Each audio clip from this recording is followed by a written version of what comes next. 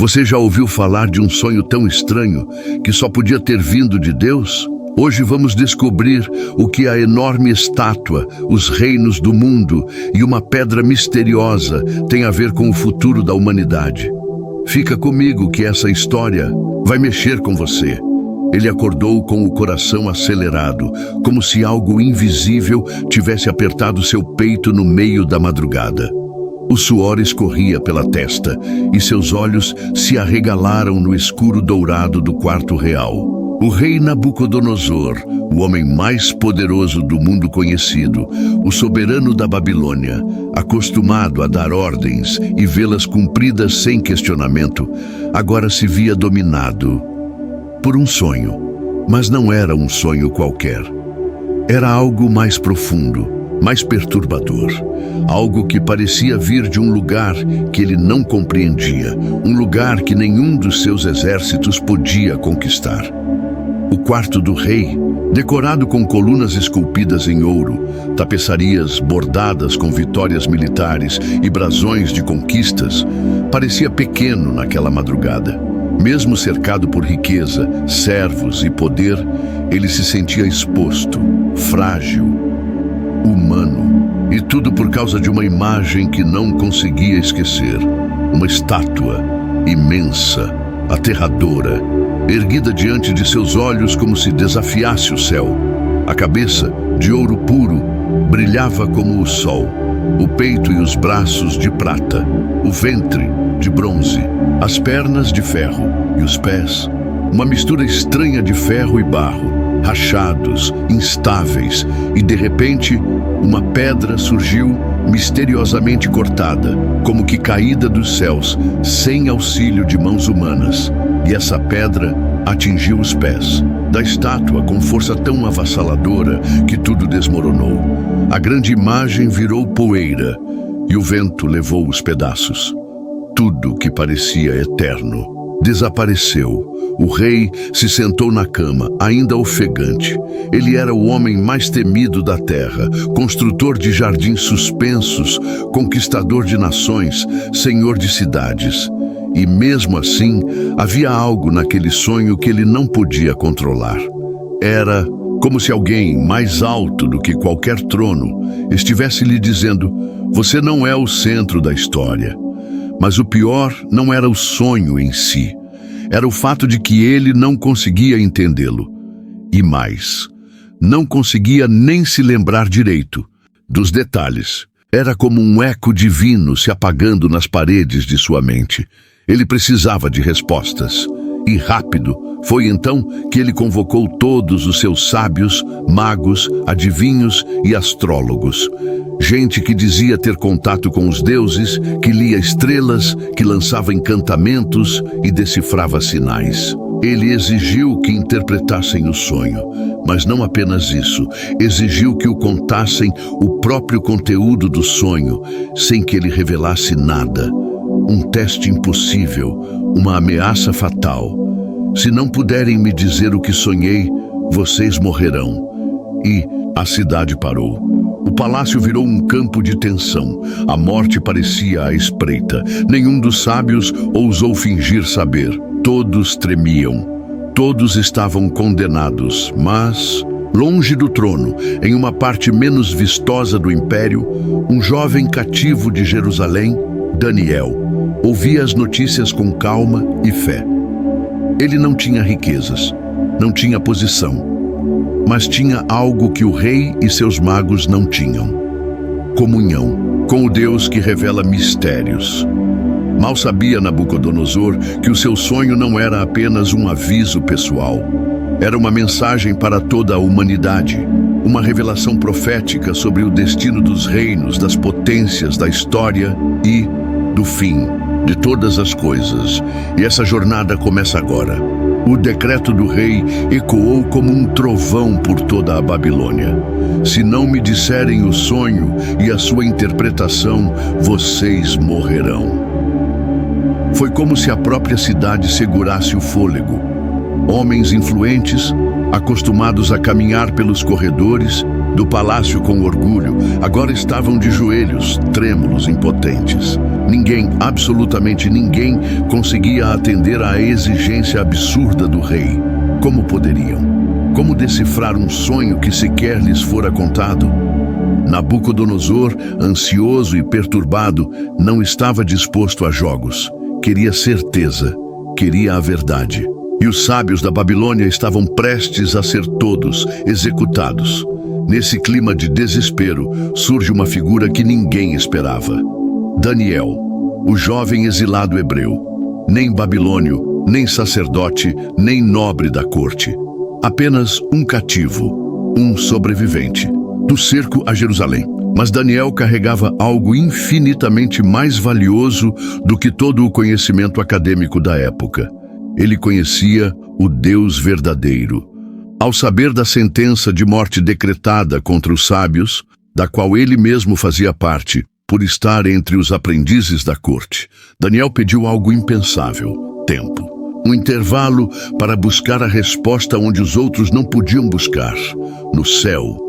Ele voltou para casa, reuniu seus amigos, Ananias, Misael e Azarias, e juntos dobraram os joelhos.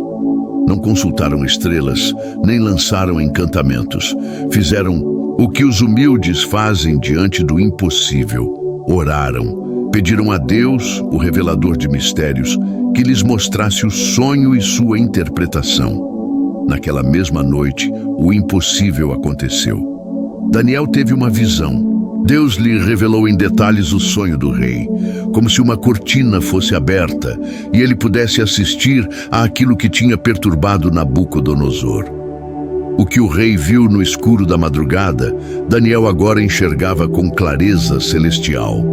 Ao despertar, Daniel não correu para o palácio. Primeiro, ele adorou a Deus. Disse: "Seja bendito o nome de Deus para todos sempre, porque dele é a sabedoria e o poder. Ele muda os tempos e as estações, remove reis e estabelece reis, dá sabedoria aos sábios e conhecimento aos entendidos."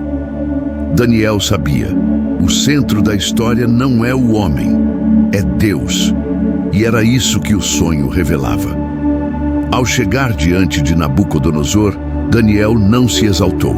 Disse algo poderoso: "Este mistério não me foi revelado por causa de alguma sabedoria que eu tenha, mas para que saibas, ó rei, o que há de acontecer nos últimos dias." E então começou a narrar o sonho, palavra por palavra, detalhe por detalhe. Os olhos do rei se arregalaram. Era exatamente aquilo. Ele viu tudo de novo pela boca daquele jovem. "Tu, ó rei, estavas vendo, e eis aqui uma grande estátua. Esta, que era imensa e de extraordinário esplendor, estava em pé diante de ti, e a sua aparência era terrível." Daniel continuou: "A cabeça da estátua era de ouro fino, o peito e os braços de prata, o ventre e os quadris de bronze, as pernas de ferro, os pés em parte de ferro e em parte de barro." E então descreveu o momento mais impactante. Estavas olhando até que uma pedra foi cortada, sem auxílio de mãos humanas, e feriu a estátua nos pés de ferro e barro, e os esmiuçou. Então, todo o restante, ferro, barro, bronze, prata e ouro, foi despedaçado e se tornou como a palha das eiras no verão, e o vento levou tudo, sem deixar vestígio. Mas a pedra que feriu a estátua se tornou uma grande montanha e encheu toda a terra. Silêncio. O rei estava pasmo. Nenhum detalhe fora omitido, nenhuma parte ignorada. Daniel sabia, Deus havia falado, mas agora viria a explicação, o significado profético por trás da visão. E Daniel, com coragem e clareza, revelou: "Tu, ó rei, és rei de reis. A ti foi dado o reino, o poder, a força e a glória, e onde quer que os filhos dos homens habitem, a ti os entregou. Tu és a cabeça de ouro." Aquele momento foi agridoce para Nabucodonosor. Ele era o ouro da estátua, o ápice, o primeiro grande império da sequência, mas não seria eterno. Depois de ti se levantará outro reino inferior ao teu. Era a prata, o Império Medo-Persa, que viria após a queda da Babilônia. Depois, um terceiro reino de bronze dominará sobre toda a terra. Esse seria a Grécia, com Alexandre o Grande. E haverá um quarto reino, forte como ferro, pois o ferro quebra e despedaça tudo. Esse seria Roma, cruel, invencível, devastadora. Governaria por séculos, quanto aos pés e dedos, em parte de barro de oleiro e em parte de ferro, será um reino dividido, frágil.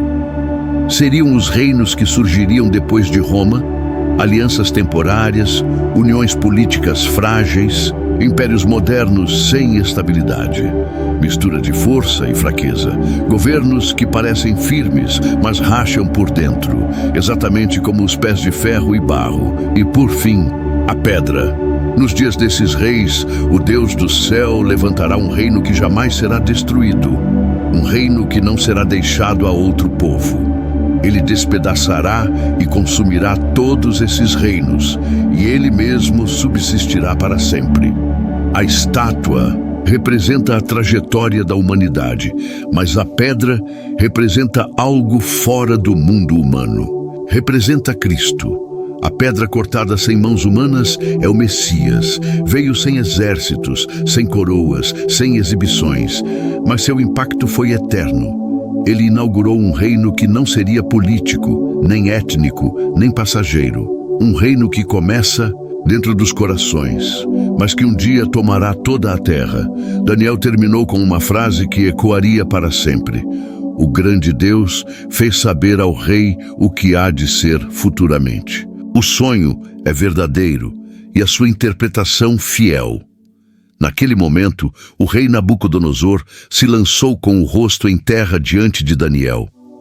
O soberano da Babilônia, o homem mais poderoso do planeta, se curvou diante do Deus de Israel. Certamente, o vosso Deus é Deus dos deuses e Senhor dos reis e o revelador de mistérios. Mas o que Nabucodonosor talvez não tenha percebido é que aquele sonho não era só sobre ele. Era sobre todos nós, sobre o passado, o presente e o futuro. Sonho que Nabucodonosor teve não ficou preso ao passado. Ele atravessou os séculos como uma flecha lançada por Deus, direto em direção ao nosso tempo. Cada parte da estátua vista pelo rei representa uma fase da história humana. E o mais impressionante é que tudo aconteceu exatamente como o sonho revelou. A cabeça de ouro, Babilônia, com Nabucodonosor no trono, cercado por jardins suspensos, muralhas impenetráveis e glória incomparável. O peito e os braços de prata, o Império Medo-Persa, liderado por Ciro, que invadiu Babilônia e libertou os judeus.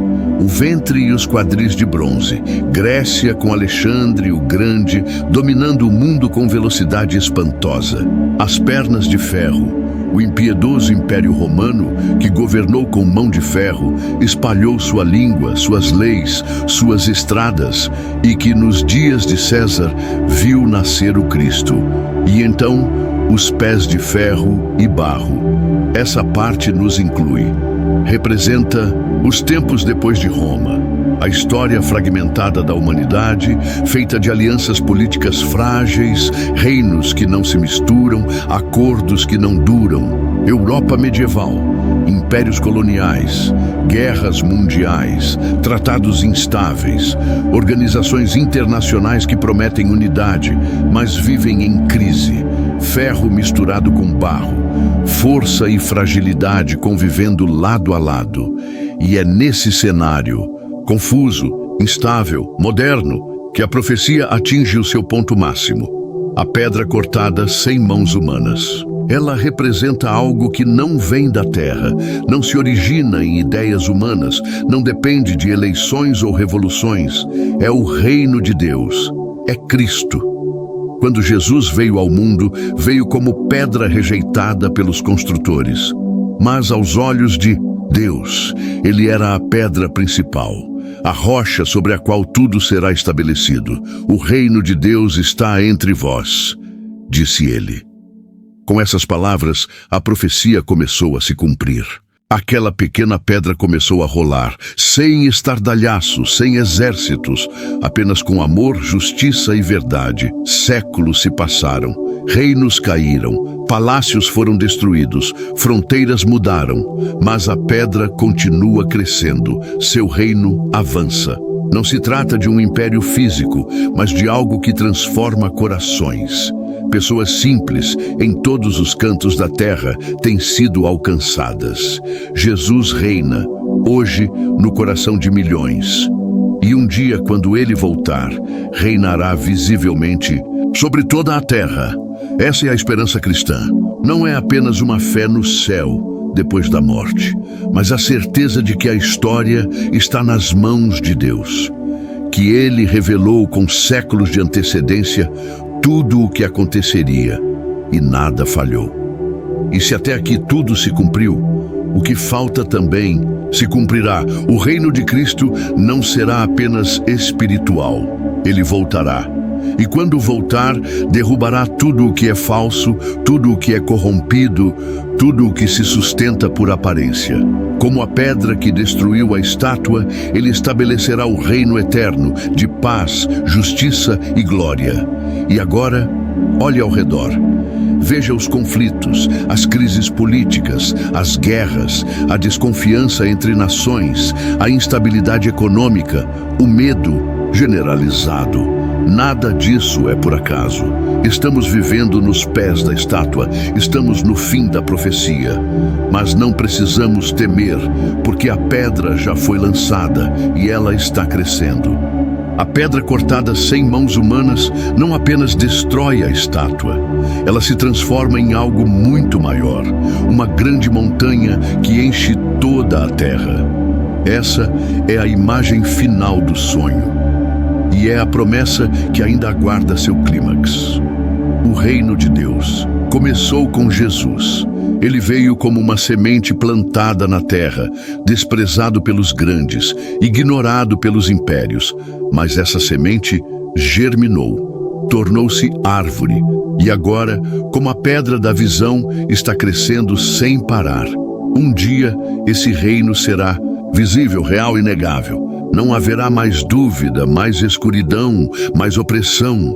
Quando Cristo voltar, e ele voltará, todo joelho se dobrará e toda língua confessará que ele é Senhor. Essa não é uma utopia humana, é a promessa de um rei eterno. O mundo não vai melhorar por mérito próprio. Não serão sistemas políticos, nem tratados, nem economias fortalecidas que trarão paz verdadeira. Será a volta do rei. E quando ele vier, não tomará um trono de madeira, nem será coroado por mãos humanas. Ele virá com poder e glória. Virá para restaurar a justiça, destruir o mal, consolar os aflitos, enxugar toda lágrima. O reino será implantado não com espadas, mas com autoridade celestial, e todos os reinos do mundo serão absorvidos por um só governo, o do Cordeiro. Como disse o profeta Isaías, o governo estará sobre os seus ombros, e o seu nome será Maravilhoso Conselheiro, Deus Forte, Pai da Eternidade, Príncipe da Paz. Esse reino não terá fim, não haverá mais guerras, nem mentiras, nem fome, nem opressão, nem injustiça. A profecia que começou no quarto de um rei babilônico encontra seu ápice no trono do Filho de Deus. E aqui está o convite. Você pode fazer parte desse reino hoje. Não é preciso esperar o fim dos tempos para pertencer a ele. A cada coração que se rende a Cristo, a pedra avança. A cada vida transformada pelo amor de Deus, o reino se manifesta. E a cada dia que passa, estamos mais perto de ver com os olhos o que já podemos viver pela fé. Você percebe? O sonho de Nabucodonosor não era apenas sobre o futuro dos impérios, era sobre o estado da alma humana. Na estátua, vimos a glória passageira dos reinos, mas também a fragilidade de tudo o que os homens constroem sem Deus. Ouro, prata, bronze, ferro, tudo se desfez. Mas a pedra permanece. A pergunta Onde está sua vida firmada? Se você estiver se apoiando nas estruturas deste mundo, dinheiro, sucesso, influência, status, relacionamentos, mais cedo ou mais tarde, tudo isso pode ruir. A pandemia mostrou isso. As crises globais têm mostrado isso. Nada aqui é totalmente estável, mas há uma rocha, e essa rocha é Cristo. Talvez você esteja, hoje, vivendo o que parece o fim de um império na sua vida. Talvez perdeu algo importante. Talvez está cercado de incertezas. Talvez não sabe para onde ir, nem no que acreditar. E Deus está te chamando, como chamou Daniel, como falou com Nabucodonosor, como fala agora com você. Ele quer ser a rocha debaixo dos seus pés, a base que não treme, o abrigo que não desmorona. Não importa quão confuso esteja o cenário global ou pessoal, o reino de Deus não é abalado. Você foi criado para mais do que sobreviver neste mundo frágil. Foi criado para pertencer a um reino eterno, e o rei desse reino te ama, te chama pelo nome. Ele não quer só mudar o seu futuro, ele quer transformar o seu agora. Você pode entregar sua vida a ele hoje. E assim como Daniel, descobrir que há paz mesmo em tempos de império, coragem mesmo em meio a ameaças e esperança mesmo quando tudo parece sem sentido. Vamos orar juntos? Oração. Senhor, eu entendi. Tudo o que o mundo oferece é passageiro, mas o teu reino é eterno. Assim como revelaste mistérios a Daniel, revela agora o teu amor ao meu coração. Eu reconheço que preciso de ti. Perdoa meus pecados.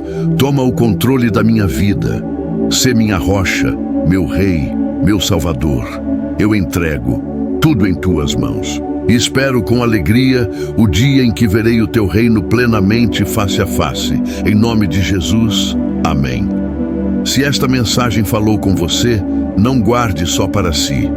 Compartilhe, comente, envie para alguém que precisa ouvir isso. E se ainda não viu, assista ao vídeo José do Poço ao Palácio, porque o mesmo Deus que revela sonhos também os realiza.